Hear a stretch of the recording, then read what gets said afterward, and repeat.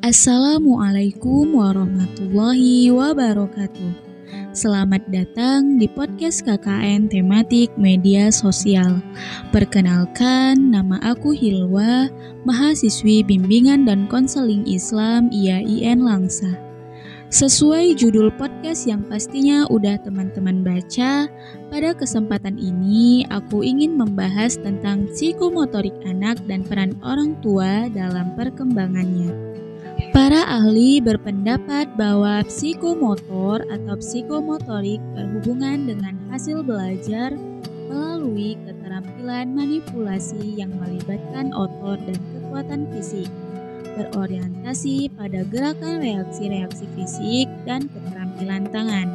Motorik adalah sebuah gerakan yang menunjukkan adanya kerja otot yang terkoordinasi dengan susunan saraf dan otot, sehingga harus dikembangkan dengan baik agar tumbuh secara optimal. Ada 6 tahap keterampilan psikomotor, di antaranya gerakan refleks, respon motorik atau gerak yang muncul tanpa aba-aba dan secara tidak sadar. Selanjutnya gerakan sadar, di mana mengarah pada keterampilan kompleks. Lalu kemampuan perseptual, di mana kombinasi dari kemampuan kognitif dan motorik.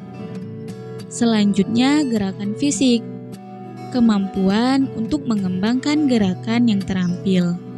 Lalu gerakan terampil, di mana gerakan yang memerlukan pembelajaran seperti olahraga.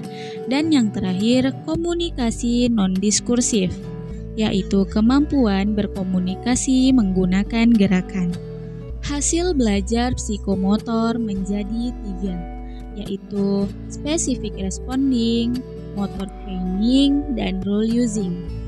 Pada tingkat specific responding, anak mampu merespon hal-hal yang bersifat fisik, yaitu dapat didengar, dilihat, maupun diraba, atau melakukan kegiatan. Pada tingkat specific responding, anak mampu merespon hal-hal yang bersifat fisik, yang dapat didengarkan, yang dapat dilihat, maupun diraba, dan melakukan keterampilan yang sifatnya tunggal, semisal memegang raket, memegang bat untuk tenis meja. Pada tingkat motor training, anak mampu menggabungkan lebih dari 2 keterampilan dasar menjadi 1 keterampilan gabungan, misalnya memukul bola, menggergaji, maupun menggunakan jangka sorong.